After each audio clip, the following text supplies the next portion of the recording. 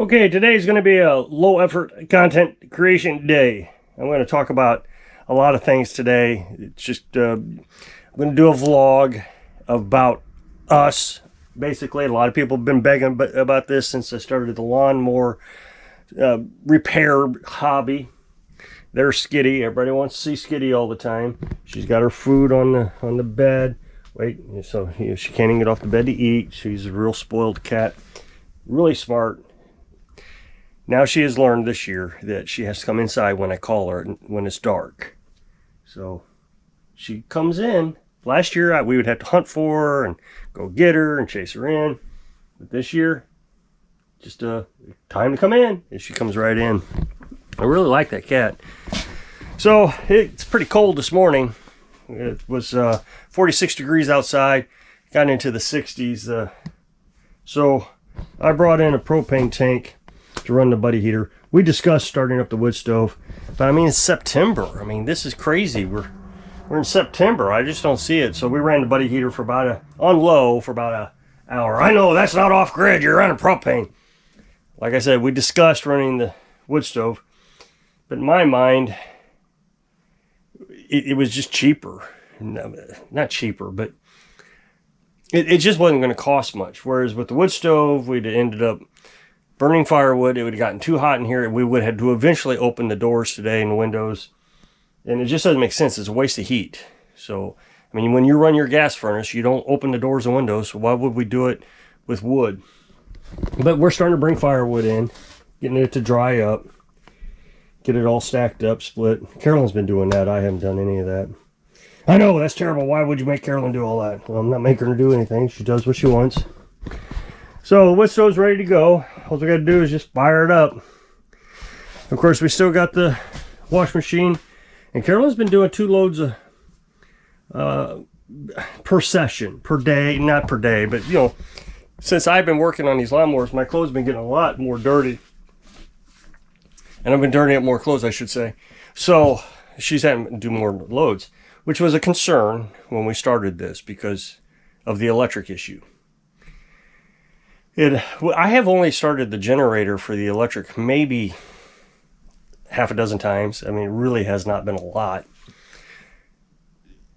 And I've been filling the well with the solar panels. Now, this summer has been crazy cloudy. And it's rained a massive amount. It's been extremely cold and extremely hot. Well, not extremely hot, just hot. So the one time I had to run the generator was kind of a overcast day. It wasn't cloudy. It was just, I mean, clearly you see the sun, but there was an overcast haze type of event, and it was really hot. Now, as we know from last year when I did the solar panel videos, that the hotter the solar panels get, the less voltage they produce. And it really affected the charge for several days. And it was my mistake. I was experimenting with the batteries, and it was cloudy one day. The next day, it was hot. And that overcast, whatever you want to call it, haze, and it just didn't charge. So I had to run the generator to charge the batteries. But again, here's the thing that's funny about solar panels is when it's hot, you don't get a good charge. When it's cold, the batteries don't hold the charge. It's just I don't have any work except for one job. And somebody gave me a hedge trimmer. It's a weed eater hedge trimmer. And it looks like it's got some fuel lines that are dried up and broke. I haven't done any diagnostic on it to see if it runs if I put starting fluid in it. The hoses are going to be complicated to get out. I got to figure out how to do that. But that's the only thing I got going. Everything else, I got to clean up my work area a little bit to get tarps. And I just painted that lawnmower, so I still got the tarps and things laying around. I haven't picked those up yet. And that John Deere you might have saw. Well, I'll put a picture here of the John Deere, but I'll walk up to it real quick to show you again. That's another thing I'd like to talk about is I've used this obsolete editor since the beginning of my channel. It's a Windows Movie Maker. And it was obsolete when I found it. I had it on an old computer, so that's what I started using when I started my YouTube channel. But when I had a new computer, I was just using this old one at the time, and it didn't have it on there, so I started downloading it. Well, they don't even support it anymore. You can find them on some obscure websites sometimes, and then you got to download a bunch of patches. But I've always used it. It works okay. I wasn't able to do any fancy editing, but I'm a vlogger, and I didn't really think I needed it. But there are times I wish I'd have had something better, some newer editing software. And just out of the blue, Windows sends me a notification, pop-up notification. I turned on my computer. I bought a computer last year. A laptop instead of these little tablets I used to have. That was the other thing, was we ran on tablets. You know, we've been traveling, we've lived on solar panels, so I used tablets, and it didn't have a lot of power for big editors. But now I got this laptop, and I downloaded it. It was free. It's a Windows editor. Now, of course, they want you to buy a lot of stuff, but everything they want me to buy, I don't need to use it. So I've been able to do these pictures and talkovers, and so it's been pretty cool. I mean, there's a lot of potential with it. I just haven't found the need to use some of the potential. I will eventually, probably, but now I can do these pictures, and I really like it. It's free, but it does take a lot of computer strength. The laptop actually struggles to pull it all together. It's hard to use, and it slows me down a little bit, but maybe I'll get more efficient with it. But I could use a bigger computer, but I just can't with the power usage that we got. So this is the John Deere. It's not for sale just yet. I still got to get the seat in some sort of usable condition, but other than that, it runs great. I started it this morning. It was cold, 40 degrees outside, and it started up. I've been dealing with the starter issue a little bit. When I bought it, it had a new starter, but he also gave me the old starter. And it would wing, wing. Well, what I realized is I wired it wrong. Because I put the switch here. So I put the wire from the switch over here, so it wouldn't engage it every time. It did some of the times, but not every time. But when I put the wire where it was supposed to be, and then I connected a hot wire to this, that engages this on purpose, not by accident. So it engages now. Well, this morning, I had the old starter on there. I was doing some experimenting, and when I finally got it to work, the old starter was the one that it worked on, so I just left it. Well, this morning, the old starter finally gave up the ghost, so I put the new starter on, and it works fine. This is, I've really enjoyed this project. I know I've said this many times in previous videos, but this is something I've always wanted to do a restoration. Now, it's not a full restoration, obviously, you know, because I've modified the wiring and the starting mechanisms, but it was still a lot of fun. I don't think I'll ever do a full restoration unless someone pays me to do it.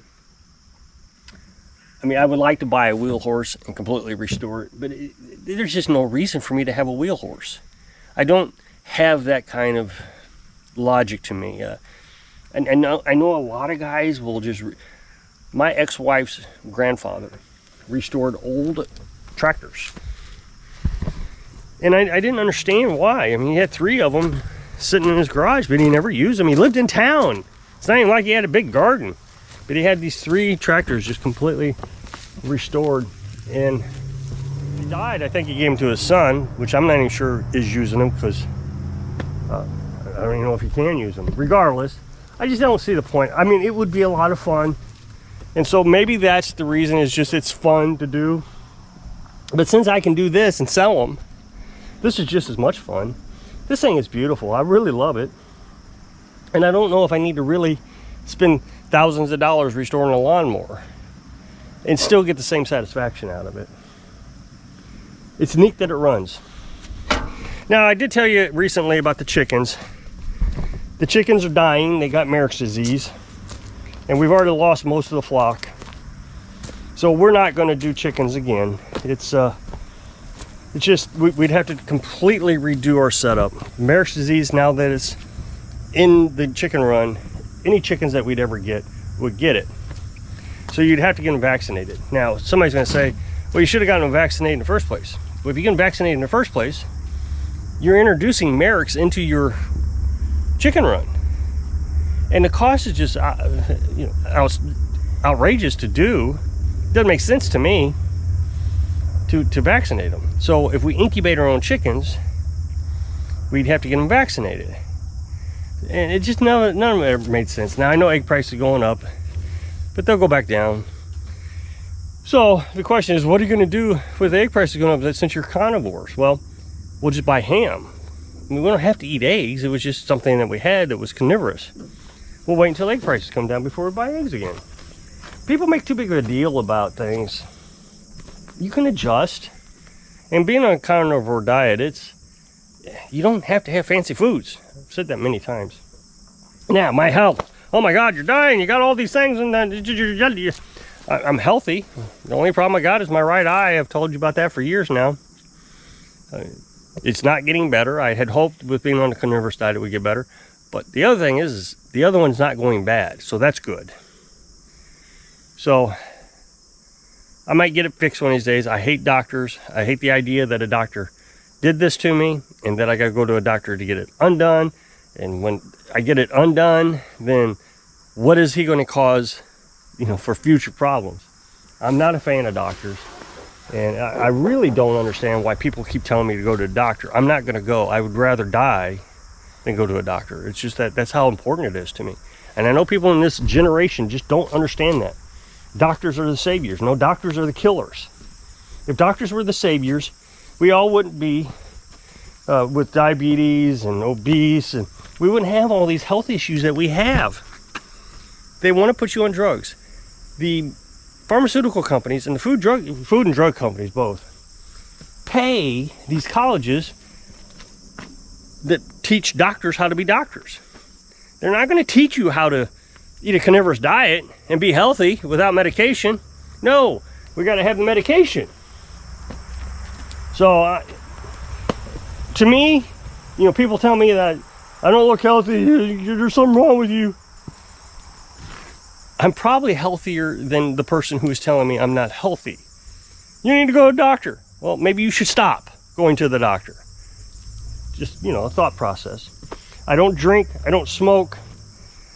I drink coffee, I eat meat. That's it. Drink water. If I'm not healthy, then I'm not going to, here's the thing. I'm not going to do these things that most people do. Drink alcohol, some people smoke, eat sugars, carbohydrates. I'm not going to do those things and then call myself healthy and then criticize someone else. Look, when I was a kid, everybody would call me a stick, a pencil, skinny, anorexic. Okay, you're making fun of me for being healthy. You big never mind, I won't get to. But the point is unhealthy people love to pick on healthy people for some reason. So yes, I'm healthy, I'm happy. I've never been in better shape. Working on these lawnmowers at the beginning of this season in June, when I started this, everything was sore. Squatting and getting up, moving and picking things up, but now it's no big deal. I don't even get tired out here. It got hot. It would get hot for about a week. I mean, not 90s type of temperature, high humidity, and then it would get cool off and rain. And so I'd be in sweatshirts. There was one day in July, I literally wore my coat in video. It was like 40 degrees. I've always said one of these days it's going to snow in July. Well, we got close this year. I worry this winter is going to be pretty cold. So, I mean, I'm no Nostradamus or anything, but I worry that it's going to get pretty chilly. So, make sure we got plenty of firewood ready. And you remember at the beginning of the season, I cut down that walnut tree. I got most of it split, but I got so busy on lawnmowers that I didn't get the bigger stuff. I'll get that split up before long. And this might be dry now, the stuff that I got split early in the season. We might be able to use that too. But most of it is been split. The problem is the sycamore. If anybody's dealt with sycamore, they know that it's impossible to split. It's just it's a nightmare. So it's great to burn in the fall and the spring because it doesn't put out a lot of heat, but man, it's hard to split. I am kind of sad that the business slowed down. I mean, I knew it was going to. You know, we get a piece about once a week now, whereas I was getting 2 or 3 pieces a day. So I guess I do want to finalize with this. Someone told me the other day that they never expected this for me to be able to do this, that it wouldn't work or something. I forget exactly what he said. And it did work. You just got to put out your sign. I mean, Dad told me a long time ago that he knew this lawyer guy. He says, this was back in the 80s. If you just put out your sign, you'll make $50,000 a year, and that's all. Just put out your sign. You make $50,000 a year. I don't know, maybe back then that was really good money. It's good money to me. I mean, $50,000 would be great. That's fine. So I'm in a small area. It's not going to be very rich, so I had to adjust my prices accordingly. And that's thing number one, is most people are not going to drop their prices. They're going to say that they are worth more than what the market in the area can handle. You can't immediately assume you're going to get rich for opening a business. You got to work. So here's what I did. Here's what we did. Was there was a lawnmower mechanic just up the hill from us, and he retired. And I waited until he retired. Didn't do a thing until he retired. And now the market is all mine. But if I say, oh, we're going to charge $100 an hour in this area, people would have said, no, we're not going to spend money with you. So it wouldn't have made any difference. So now I got the entire market. All I got to do is price it accordingly so people can afford it. And I'm flooded with work. Well, I don't want to work that hard. My time is worth something. Your time is worth what people are willing to pay. And that's important. You got to understand that. But most people won't understand it. Most people are just going to demand more money because they think they're more valuable than what the market can handle. Look, if you think you're that important, then go to the city. Go to some suburb of a city where they're making lots of money. You might get it then. So if you'll click this up next box, it'll take you to a video where I was working on that John Deere.